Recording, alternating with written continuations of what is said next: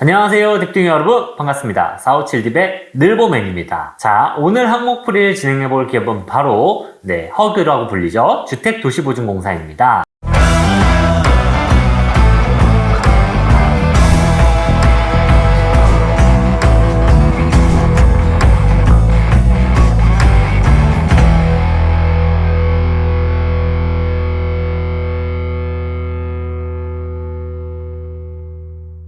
자, 이제 어느덧 서류 발표가 하나 둘씩 나오고 있고 또 이제 명절을 앞두고 있습니다. 그래서 이제 누군가는 필기 공부를 하고 계실 분들도 있지만 또 아직 남은 기업들을 향해서 열심히 서류를 쓰고 계신 분들도 계실 텐데요. 여러분들 끝까지 포기하지 마시고요. 오늘도 항목풀이 제가 알차게 준비했으니까 잘 따라오셔서 얼른 서류 제출하시고 또 여러분들도 필기 공부하시기를 바라겠습니다. 자, 그럼 항목풀이 본격적으로 진행해 보도록 하겠습니다. 제가 오늘 가져온 문항은 바로 1번입니다. 자, 한번 같이 읽어볼까요? 최근에 주택시장 관련 이슈에 대한 우리 공사의 기회 요인 또는 위협 요인을 자유롭게 기술하고 이에 대해 본인이 발휘할 수 있는 역량이 무엇인지 기술해주세요 라고 하면서 조금은 고차원적인 걸 묻고 있어요. 이게 왜 고차원이냐 라고 했을 때 일단은 공사에 대한 내용을 바로 묻는 게 아니라 자, 공사가 진행하는 사업이 바로 주택도시보증공사가 말 그대로 주택 그리고 도시와 관련된 보증을 제공하고 있죠. 그러한 측면에서 주택시장, 시장에 대한 이해를 하고 있는지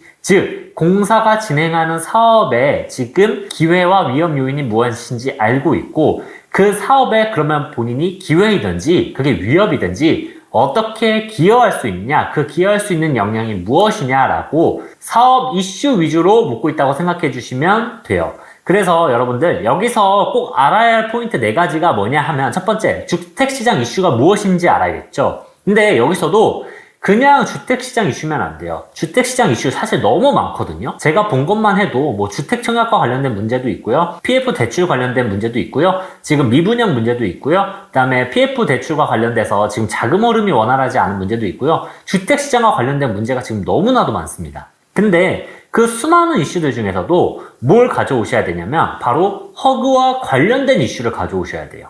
왜냐하면 그 허그와 관련된 이슈를 가져오셔야 거기서 이게 기회 요인이 무엇이고 위험 요인이 무엇인지를 파악해 볼 수 있기 때문이에요. 주택시장과 관련된 거지만 사실은 주택도시보증공사와 별로 관련이 없는 내용이다 라고 하면 사실 그 소재는 쓰기가 어려울 거예요. 자, 그래서 첫째, 주택시장 이슈를 알아보자. 그 다음에 두 번째, 그거와 관련된 허그의 사업을 알아보자는 겁니다. 그러니까 주택시장과 이슈와 관련해서 공사의 기회 요인이나 위험 요인이 있으려면 그 주택시장과 관련된 공사가 진행하는 사업이 뭔가가 있어야 돼요. 자, 세 번째, 그러면 기회와 위험 요인이 무엇인지를 파악을 해볼 거고, 네 번째, 이러한 상황에서 나는 어떤 역량을 기여할 수 있는지를 작성을 해주시면 되겠죠. 그래서 이 4가지 포인트를 꼭 머릿속에 기억을 하시고 다음 내용으로 넘어가 보도록 하겠습니다. 제가 준비한 주택시장 이슈 기본적인 거 한 4개 정도 가져왔습니다. 사실 저희가 이제 명절을 앞두고 지금 풀이를 진행해드리고 있기 때문에 사실 제가 찾아보면서 주택시장과 관련된 이슈가 엄청 많다는 걸 알았어요. 근데 하지만 제가 아까 말씀드렸다시피 주택도시보증공사와 관련된 것들이어야 되기 때문에 그 많은 것 중에 한 4가지 정도로 추려왔습니다. 그래서 첫 번째 뭐가 있죠? 깡통전세입니다. 그래서 여러분들 아실 거예요. 뭐 빌라왕이라든지 아니면 뭐 역전세난이라든지 이런 용어들 많이 들어보셨을 텐데 지금 깡통전세 이슈가 있고요. 자, 두 번째, 건설업계 자금난 문제가 있습니다. PF 대출에서 그냥 건설업계 자금난으로 끝나는 문제가 아니라 이게 금융권이라든지 다른 부분과 연관이 되는 게 너무 많기 때문에 이게 뇌관이 터지면 난리가 나듯이 지금 이 건설업계 자금난, PF 대출 사태는 약간 일종의 뇌관 라고 생각해 주시면 될 것 같습니다. 자, 세 번째, 매매 수요 감소입니다. 뭐 미분양, 주택시장 침체 등의 문제가 있는데 이게 왜 문제가 될까요? 분양 과정에서 보증상품을 제공하는 주택도시보증공사에는 위험 요인이 될 수 있다는 거죠. 네 번째, 청약통장 무용론이라고 합니다. 이것도 여러분들이 한번 조사를 해보시다 보면 이 청약통장에 여러분들이 예금하신 돈으로 주택도시 사업이 어떻게 펼쳐지는지를 아시다 보면 사람들이 이 청약통장을 많이 가입을 해주고 많이 부어줄수록 도시와 관련된 주택과 관련된 많은 사업을 할 수 있구나 라는 걸 알게 되실 거예요. 그래서 이런 무용론들은 또 위협이 될 수도 있죠.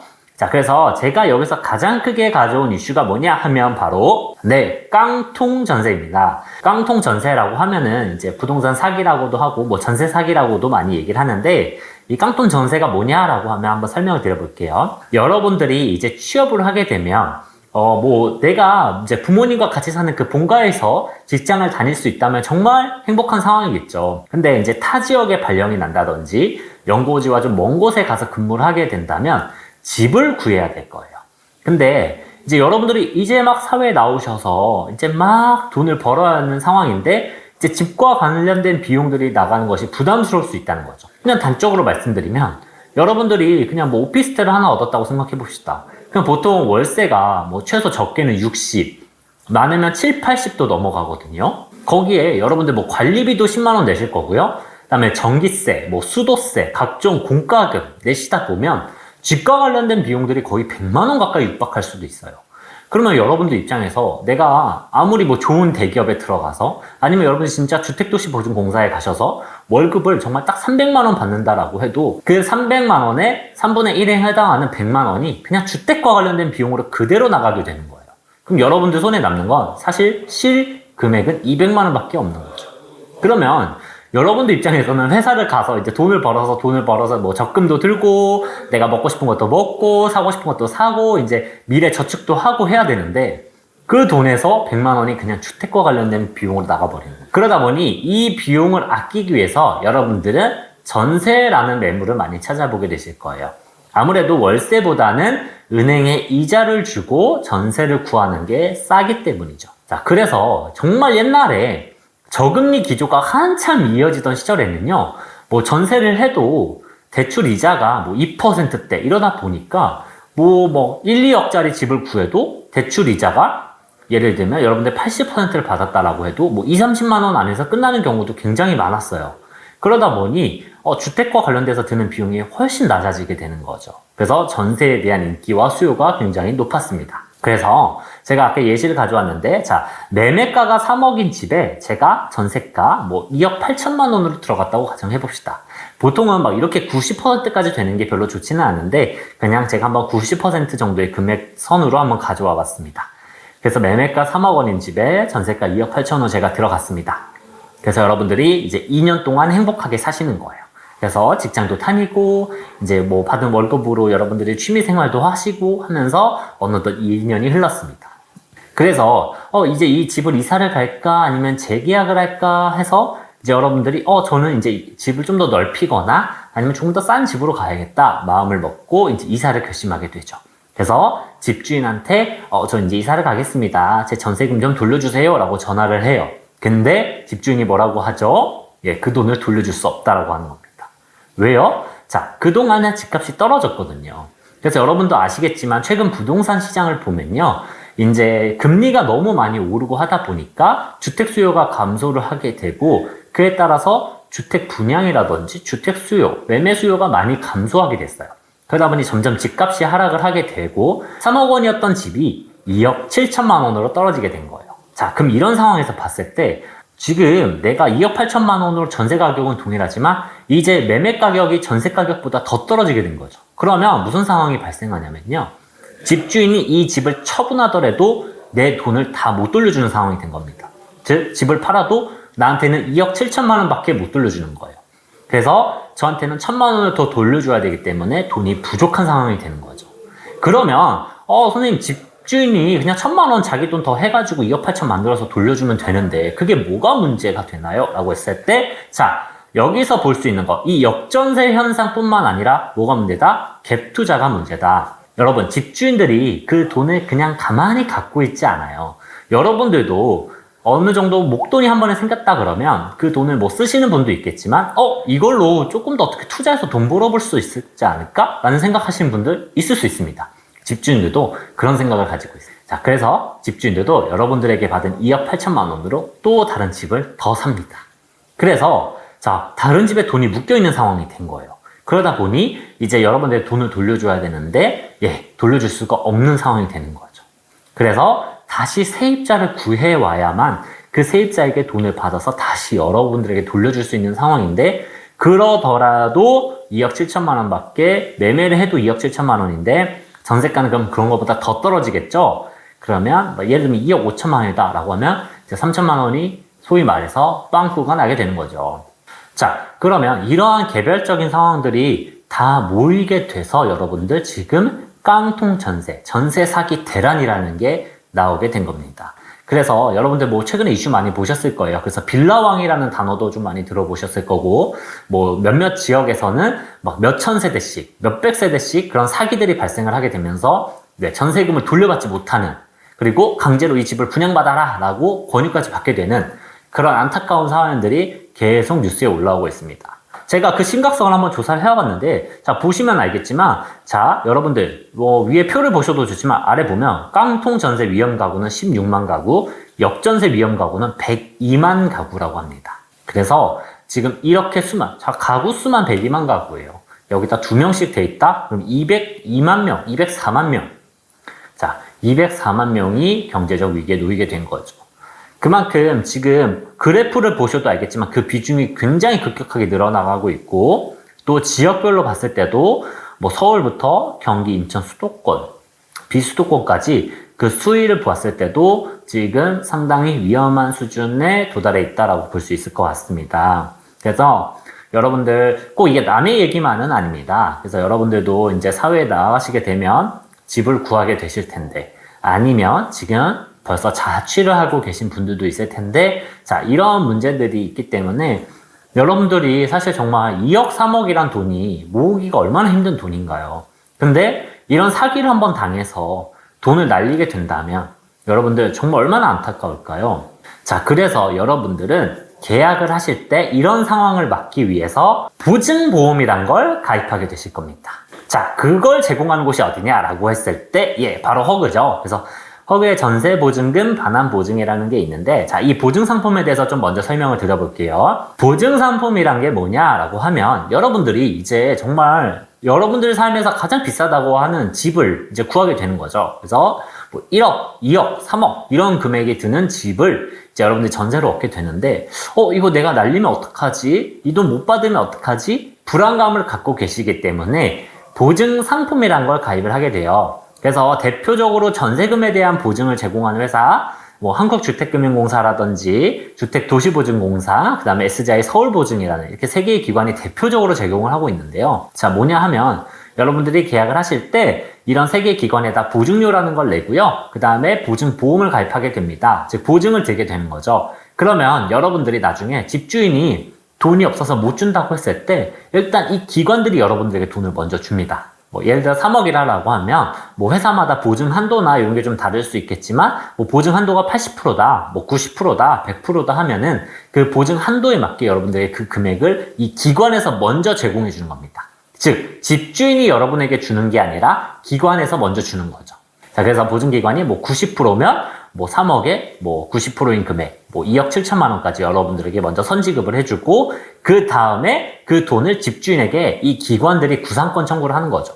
그래서 중간에 하나가 껴서 여러분들에게 돈을 먼저 내어주고, 그 다음에 집주인에게 다시 그 돈을 받는 구조다라고 생각해 주시면 좋을 것 같아요. 그러면 여러분들 입장에서는 당장 내가 이 돈 받아서 다른 집으로 나가서 보증금, 잔금을 치러야 되는데 돈이 없어. 그러면 허그에서 딱 돈을 준다 그러면 이 돈으로 다른 집 계약을 할 수가 있겠죠. 그래서 그렇게 하고 또 허그가 나중에 집주인한테 다시 구상권 청구해서 돌려받는 구조로 진행이 된다라고 생각해 주시면 될 것 같아요. 그러면 일단 여러분들 입장에서는 돈을 떼일 확률이 굉장히 낮아지게 되겠죠. 그리고 그 돈을 또 빨리빨리 지급받을 수 있기 때문에 다른 집으로 이사를 간다거나 할 때도 여러분들이 아주 큰 혜택을 받으실 수 있으실 거예요. 그만큼 이 보증상품이란 건 여러분들이 전세나 뭐 매매든 이런 주택을 마련함에 있어서 굉장히 큰 안전장치가 되고 있다고 생각해 주시면 될 것 같아요. 그래서 여러분들이 아마 전세를 구하게 되시면 많이 가입을 하게 되실 거고, 이미 전세를 살고 계신 분들은 아마 계약서에 보증보험을 가입하셨거나 넣어 놓으셨을 겁니다. 자, 제가 세 개의 기관을 조금 비교해서 설명을 드리면요. 일단 SGI 서울보증은 사기업입니다, 여러분들. 그렇기 때문에 사적 보증을 이용한다라고 생각해 주시면 될 것 같아요. 물론 이제 SGI 서울보증도 어느 정도 공공기관에 준하게 사회보장이나 이런 거 제공하고 있긴 하지만 어쨌든 사기업이다.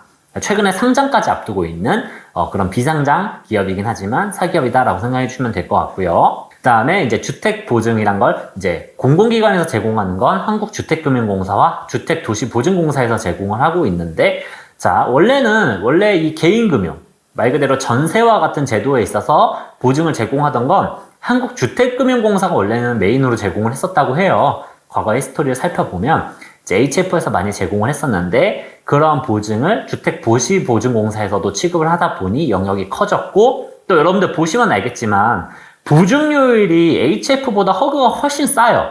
그러다 보니 여러분들도 가입하시면 알겠지만 전 보증료율 싼 데서 가입하는 게 여러분들이 돈 적게 드시는 거잖아요.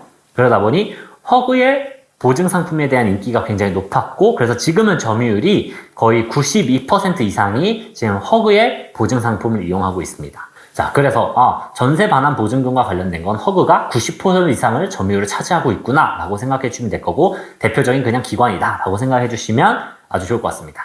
자, 그러면 이런 상황에서 자, 허그의 위기 요인 또는 기회 요인이 뭘까라고 생각을 해봤을 때, 저는 사실 여기 또는이라고 되어 있기 때문에 여러분들은 위기 요인만 생각하셔도 되고 아니면 기회 요인만 생각하셔도 돼요. 근데 저는 여러분들의 좀 시각을 열어드리기 위해서 두 개 다 준비해왔거든요. 자, 그럼 위기 요인이 뭐냐라고 했을 때, 자, 저는 뉴스에서 바로 찾았습니다.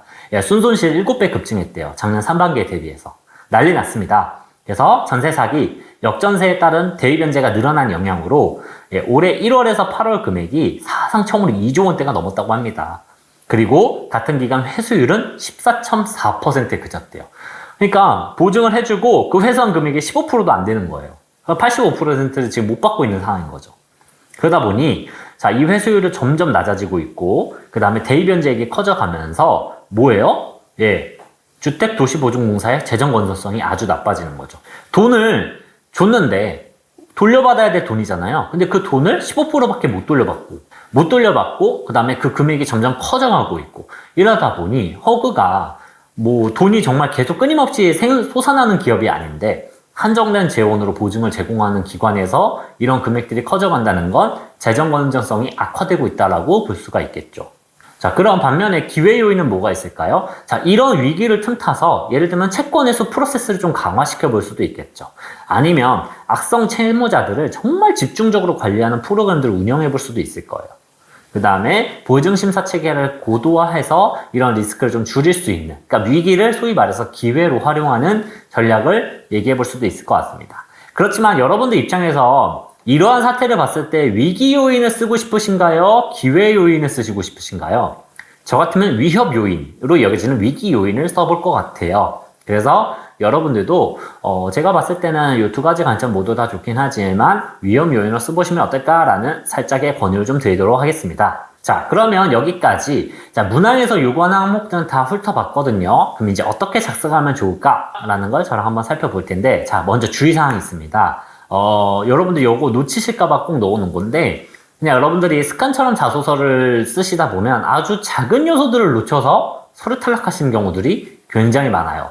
예를 들면 블라인드 접촉사항, 꼭 학교명 넣지 말라고 그랬는데 학교명을 넣는다거나, 아니면 뭐 성별을 알 수 있는 것들 넣지 말라고 했는데 뭐 예를 들면 군 사병으로서 이런 거 넣어가지고 남자임을 딱 유추할 수 있게끔 한다든지 등등, 이런 기초적인 실수하시는 분들 많은데요. 이번에도 제가 그래서 꼭 가져왔습니다. 소제목 반드시 포함하라고 합니다. 소제목 꼭 넣어주세요. 공공기관이 사실 소제목이 의무가 아니기 때문에 물론 쓰시는 분들이 가장 많기는 하지만 안 쓰셔도 사실은 무관했습니다. 근데 주택도시보증공사에서는 꼭 소제목을 넣어달라고 하고 있기 때문에 여러분들 꼭 의미가 있는 내용이 아니더라도 소제목을 꼭 넣어주셨으면 좋겠습니다. 놓치지 마시고요. 자, 그러면 자, 어떻게 시작을 해야 되냐라고 했을 때 첫 번째는 자, 말 그대로 주택시장에서 최근 이슈가 뭔지, 그리고 왜 이게 이슈가 되고 있는지 상황과 그 정황, 이유를 먼저 기술을 해주시는 겁니다. 그래서 저는 제가 말 그대로 전세 사기 대란을 가지고 왔습니다. 뭐 깡통 전세라고 표현하는 것도 좋지만 저희가 요거보다는 그냥 말 그대로 전세 사기 대란이라는 표현을 써주시면 가장 좋을 것 같고요. 자, 그래서 주택 매매 가격 하락에 따라서 전세 가격이 매매 가격을 역전하는 현상이 발생했고, 이에 따라서 전세금을 돌려받지 못하는 세입자들이 많이 늘어나고 있다. 그런 역전세 위험 가구가 현재 102만 가구에 달하고 있다. 이런 수치적인 거 하나 넣어주시면 여러분들 신뢰성이 확 높아지게 됩니다. 그래서 기사 같은 거 보실 때 그냥 이런 상황이 있구나라고만 넘어가지 마시고요. 그런 통계치나 수치 이런 걸 적극적으로 활용해 주셔도 좋아요. 그러면 여러분들이 정말 주택시장에서도 전세 사기 대란에 대한 건 여러분이 정말 관심을 갖고 있구나. 그리고 102만 가구 정도 될 정도로 그 심각성을 지금 인지하고 있구나라는 여러분들의 로열티와 관심도를 보여주실 수 있습니다. 그리고 무엇보다 이 글의 신뢰도가 확실히 올라가게 되겠죠. 그래서 정말 이슈, 왜 무엇이 이슈이고 그게 왜 이슈가 되는지를 근거는 가급적 수치적인 걸 활용해 주셔도 좋다라는 포인트 한번 설명드리고 갈게요. 자, 그 다음은 뭐냐? 그러면 이런 이슈 속에서 지금 이 공사가 가진 위험 요인이나 기회 요인은 무엇이냐라는 거죠. 저는 여기서 위험 요인을 가져와 봤습니다. 이게 뭐냐? 재정 건전성을 낮추는 위험 요인으로 올 수 있다는 거죠. 그래서 대입 변제액이 급격하게 증가하고 있고 지금 상반기에만 1조 3천 원의 순손실을 기록하고 있다. 큰 금액이죠.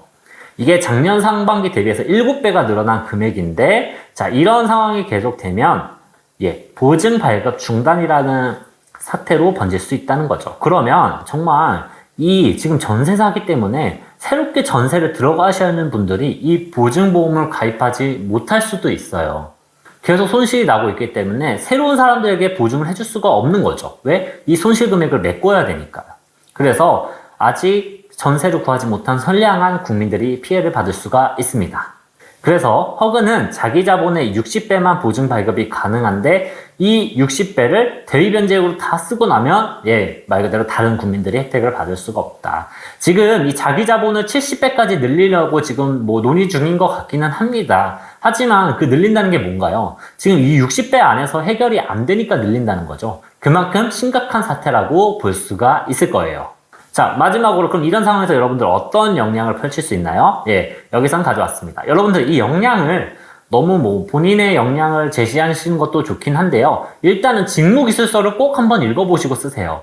그러니까 여러분들 공사에서 필요로 하는 역량에 정말 수많은 역량들이 있지만 그래도 기초적으로는 NCS 직무기술서에서 정의를 해놨거든요. 근데 거기를 읽어보시고 참고해보시면 공사에서는 이런 역량들을 필요로 하는구나 라는 걸 먼저 감을 잡고 그 중에서 나는 어떤 역량이 있는지 공사에 맞게 찾으실 수가 있을 겁니다. 그냥 막연하게 여러분들이 역량을 제시하시는 것보다 훨씬 효율적일 거예요. 그래서 저는 직무기술을 보다가 신용분석 역량과 법규 해석 능력을 가져왔습니다. 그래서 이런 신용분석 역량과 법규 해석 능력을 바탕으로 꼼꼼한 보증심사와 재정 건전성 향상에 기여하겠다라고 하고 있습니다. 그래서 회계 과목 이수, 그 다음에 공공기관에서 법령이나 매뉴얼을 찾아봤던 경험, 간단하게 기술했죠. 600자밖에 안 되기 때문에 여기서 여러분들이 경험을 너무 길게 기술하시면 사실은 이슈보다는 그냥 역량을 여러분들 늘어놓는데 더 글자 수를 많이 쓰게 될 거예요. 모든 것들이 유기적으로 글이 써져야 되기 때문에 비중을 잘 가져가셔야 됩니다. 이슈라고 해서 그냥 이슈만 탁 던져놓고 난 이런 이슈 때문에 이런 역량 키워왔어 라고만 작성하셔도 사실 매력 있는 글이 되지는 못해요. 그래서 저는 사실은 딱 분량을 3개로 딱 나눠서 이 3가지 카테고리로 작성하시는 게 가장 좋다고 생각을 했고 그래서 역량도 마지막에 간단하게 어떤 역량, 어떤 경험을 통해서 어떤 역량을 쌓아왔는지만 간단하게 기술하셔도 좋습니다. 그래서 꼼꼼한 보증심사로 재정 건전성 향상에 기여하겠다라고 마지막 마무리를 해주고 있습니다. 이 정도로 작성하시면 소제목 포함해서 한 600자 정도로 깔끔하게 작성하실 수 있으실 거예요. 그래서 여러분들 일단 1번은 이렇게 예시 설명해드렸는데 제가 앞에 보여드린 것처럼 예시가 사실 이거 말고도 더 많은 이슈들이 있고 더 많은 지금 상황들이 있습니다. 그리고 그 속에서 주택도시보증공사가 수행하고 해결해야 될 과제나 사업들이 또 꽤 많습니다. 그래서 여러분들 그런 것들 항목풀이 참고하셔서 꼼꼼하게 읽어보시고 작성해보시면 좋겠고요. 이 외에 또 저희가 2번과 3번도 풀어드리는데 시간 관계상 유튜브로는 여기서까지 설명을 드리도록 하겠고요. 나머지 문항이 좀 더 궁금하시다라고 하면 457D 홈페이지 방문하셔서 꼼꼼한 예시와 또 설명들 보시면서 작성하시면 이 명절 기간 동안 또 주택도시보증공사 서류 빠르게 작성하시고 또 후딱 필기 공부하는데 시간 또 쓰실 수 있으실 것 같아요. 그래서 도움 꼭 받으셔서 잘 작성하시고요. 저는 다음 항목풀이로 찾아뵙도록 하겠습니다. 뒷둥이 여러분들 안녕.